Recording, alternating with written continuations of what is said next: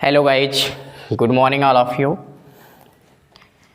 कल के लेक्चर में हम लोग पढ़े थे यूजेज ऑफ डायमेंशन।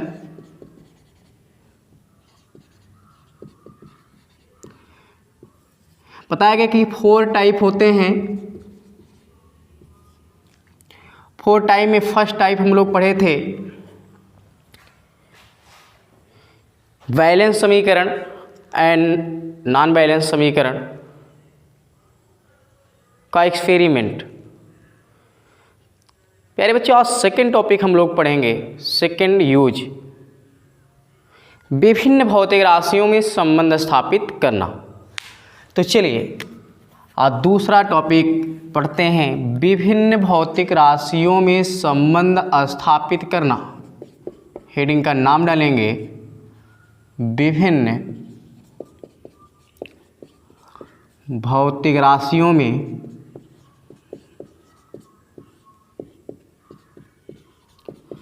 संबंध स्थापित करना।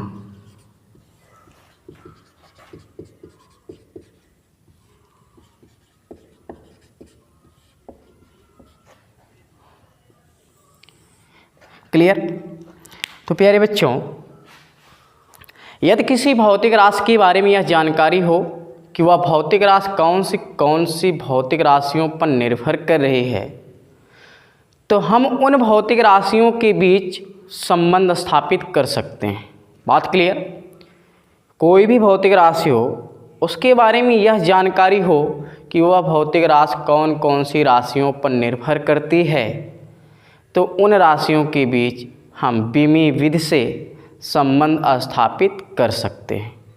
तो लिखते हैं इसमें थोड़ा सा, यदि किसी भौतिक राशि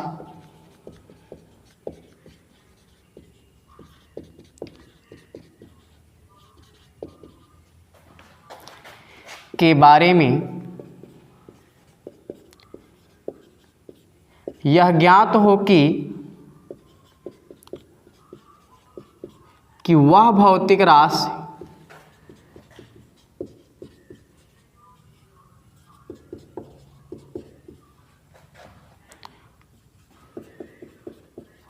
कौन सी भौतिक राशियों पर निर्भर करती है,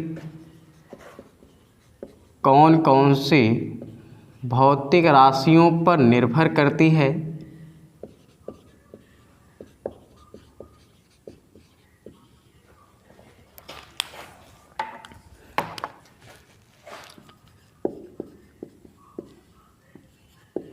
क्लियर बच्चों? यदि किसी भौतिक राशि के बारे में यह ज्ञात हो कि वह भौतिक राशि कौन सी भौतिक राशियों पर निर्भर करती है, तो उन राशियों के बीच विमीय विधि से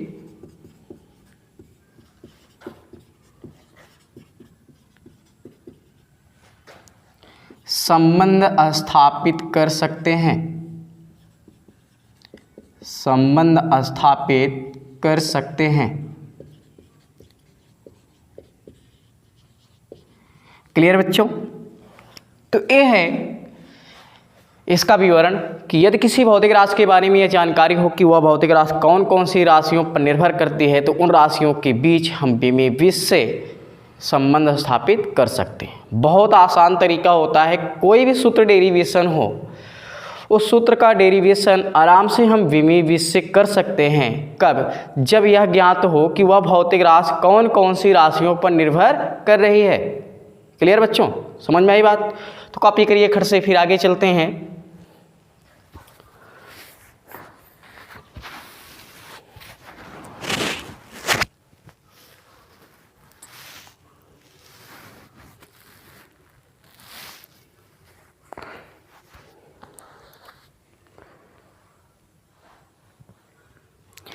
तो चलिए बच्चों, हो गया कॉपी। अब आगे देखते हैं बच्चों, नियम क्या है इसका।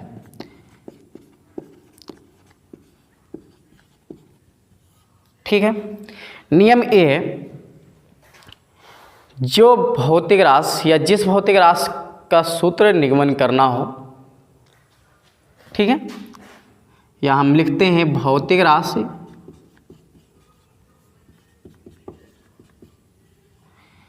फिर उसके बाद यहाँ पर हम बनाएंगे एक चार्ट ऐसे,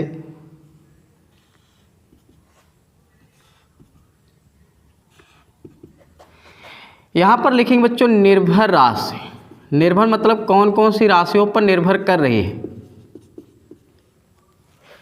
ठीक है, डिफरेंट क्वांटिटीज ऑफ क्वांटिटी। तो निर्भर राशि कौन कौन सी है, अगर हम मान लें बच्चों कोई भी निर्भर राशि है जैसे x और ये y और ये z, और भौतिक राशि हम ले लेते हैं बच्चों यहाँ पर क्या बच्चों q। क्लियर, भौतिक राशि q का फार्मूला ज्ञात करना है और यह पता है कि निर्भर राशि कौन कौन सी है x, y एंड z। तो हम क्या करेंगे बच्चों, इसके बाद फर्स्ट रूल है, सेकेंड रूल में हम क्या करेंगे कि हम जो राशियां हैं उनकी बीमा मान लेंगे। जैसे राशि कौन कौन सी हैं यहाँ पर x, y एंड z। तो हम मानेंगे यहाँ पर कि माना x की बीमा a या स्मॉल a लिख लेते हैं, y की बीमा b तथा z की बीमा क्या मान लिया जाए c।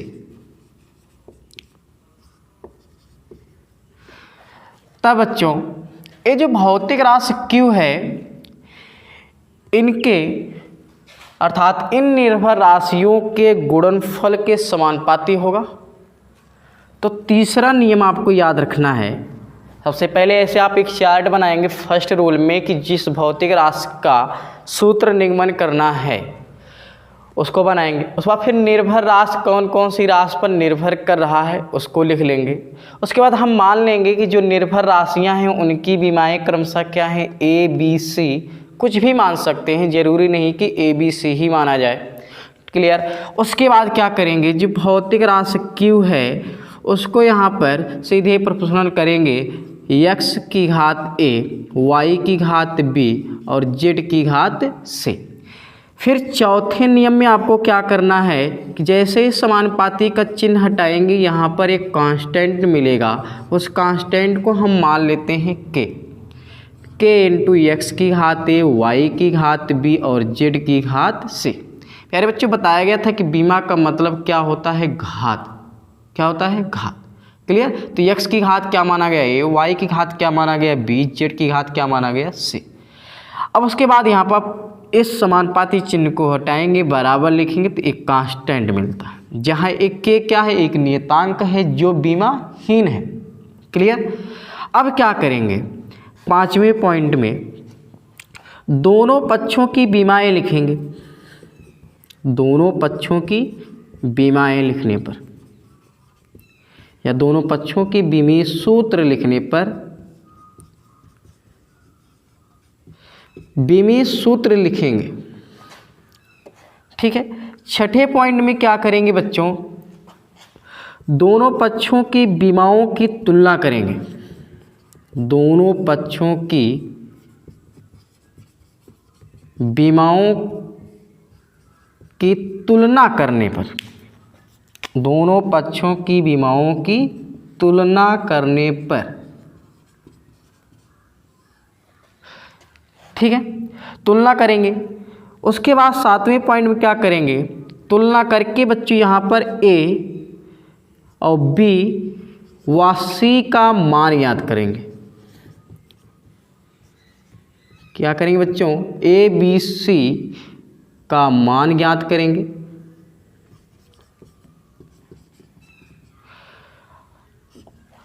और इसको आप इक्वेशन फर्स्ट मान लेंगे।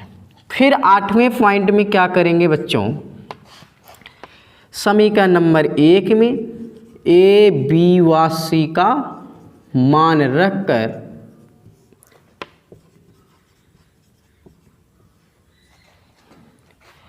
संबंध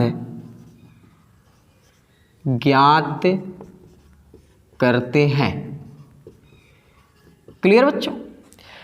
तो ये है, इसके 7-8 रूल होते हैं, इसको दिमाग में आपको फिट करना है। सबसे पहले काम क्या करना है आपको कि जो भौतिक राशि है उसको पता करना है कि कौन कौन सी राशियों पर निर्भर कर रही है। उसके बाद जो भौतिक राशियाँ निर्भर कर रही हैं उनके हम यहाँ पर घात या बीमा मान लेंगे। पहले पॉइंट में भौतिक राशि की है, निर्भर राशि क्या है, जो दिया रहेगा न्यूमेरिकल क्वेश्चन में दिया रहता है ऐसा, एक्स वाई जेड। दूसरे पॉइंट में क्या करेंगे कि हम इन्हीं निर्भर राशियों की बीमा या घात मान लेंगे। क्लियर? माना गया जैसे एक्स की बीमा क्या है, ए है, वाई की बीमा क्या है, बी है, और जेड की बीमा क्या है, सी। फिर तीसरे पॉइंट में क्या करेंगे कि इनके बीच जैसे संबंध स्थापित करना, तो इनको इस तरीके से लिख सकते हैं कि क्यू समानुपाती एक्स की घात ए, वाई की घात बी और जेड की घात सी। क्लियर? चौथे पॉइंट में हम समानुपाती का चिन्ह हटाएंगे, वहाँ पर एक नियतांक मिलेगा के इंटू एक्स की घात ए, वाई की घात बी, जेड की घात सी। इसको मानेंगे समीकरण नंबर 1। फिर पाँचवें पॉइंट में क्या करेंगे, दोनों पक्षों की बीमीय सूत्र लिखेंगे, दोनों पक्षों के बीमीय सूत्र लिखेंगे। क्लियर? फिर छठे पॉइंट में क्या करेंगे, दोनों पक्षों की बीमाओं की तुलना करेंगे, बीमीय सूत्र लिखने कर बीमाओं की तुलना करेंगे, मतलब ए बी व सी का मान याद करते हैं सातवें पॉइंट। फिर ए बी सी का मान ज्ञात करके हम समीकरण नंबर 1 में रखकर भौतिक राशियों के बीच संबंध स्थापित कर सकते हैं। तो वेरी इजीली दिस टॉपिक, तो कॉपी करेंगे खट से, फिर आगे चलते हैं। कॉपी करिए बच्चों, बात मत करिए।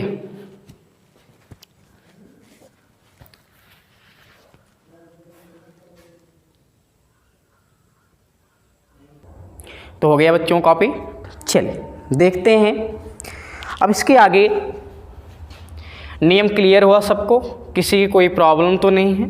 बस बच्चे इतना ही दिमाग में आपको याद रखना है कि भौतिक राशि कौन कौन सी राशियों पर निर्भर कर रही है। आप एक ऐसा चार्ट बनाएंगे, उसके बाद क्या करेंगे, उनकी हम बीमाएं मान लेंगे। बीमा मानने के बाद क्या करेंगे, दोनों पक्षों के बीमीय सूत्र लिखेंगे, उसके बाद बीमाओं की तुलना करेंगे। मतलब जो बीमा माना गया है ए बी व सी, इनका मान ज्ञात करेंगे। मान ज्ञात करके पुनः उसको हम उसी इक्वेशन में रख देंगे जिस इक्वेशन से मान ज्ञात किया गया। उसके बाद थोड़ा सा कैलकुलेशन करेंगे, तो इस प्रकार जो है भौतिक राशियों का जो संबंध है आसानी से ज्ञात कर सकते हैं। तो इतना पॉइंट आपको याद रखना है, उसके बाद फिर क्वेश्चन करते हैं। तो चलिए एक न्यूमेरिकल क्वेश्चन देखते हैं इसी पर। एक न्यूमेरिकल क्वेश्चन देख लिया जाए। लिखते हैं क्वेश्चन, वृत्तीय पथ पर गतिशील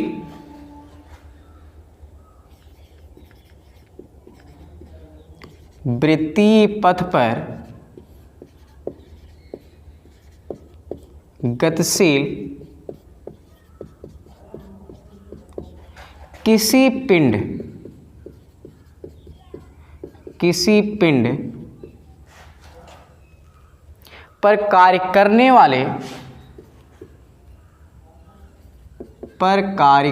वाले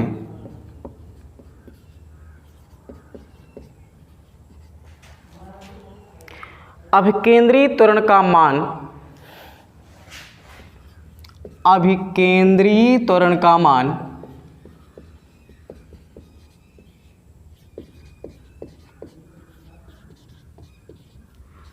मान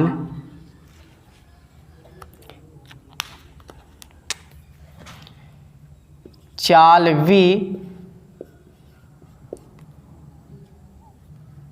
व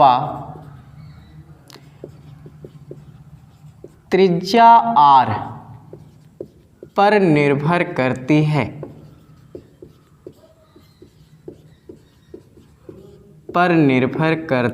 है।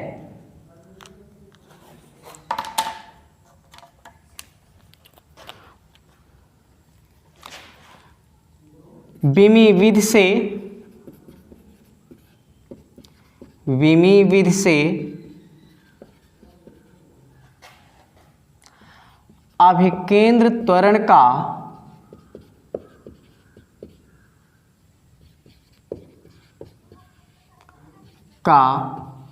व्यंजक ज्ञात कीजिए।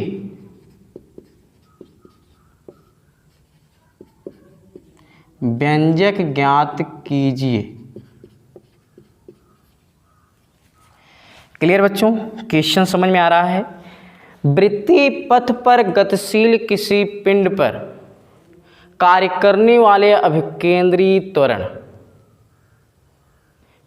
पिंड की चाल v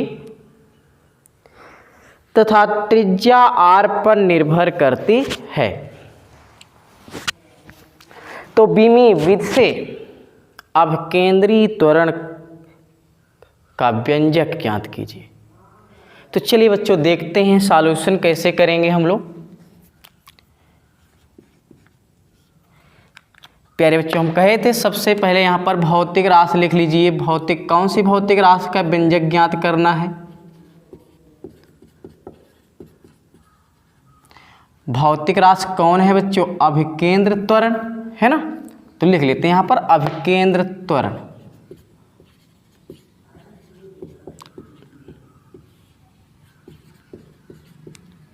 है ना, अभिकेंद्र त्वरण ए। उसके बाद ये चार्ट बनाएंगे ऐसे कर, नहीं तो लिख लेंगे एक लाइन। निर्भर राशि